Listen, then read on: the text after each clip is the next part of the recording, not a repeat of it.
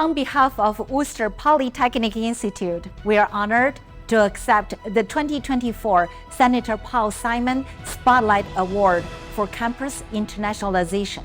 For over 50 years, WPI has taken a project-based approach to STEM education. We provide our students with an experience that helps them become well-rounded and globally aware leaders.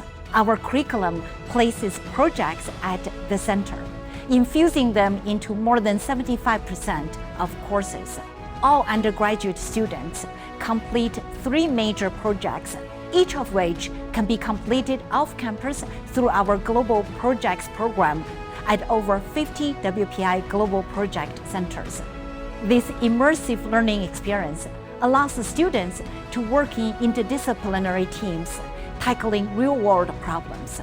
We want every student to be able to take part in these transformative educational experiences.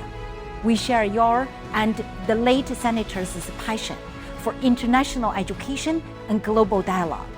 Thank you, NAFSA, for recognizing WPI's quest to prepare the next generation of STEM leaders to play vital roles on the global stage.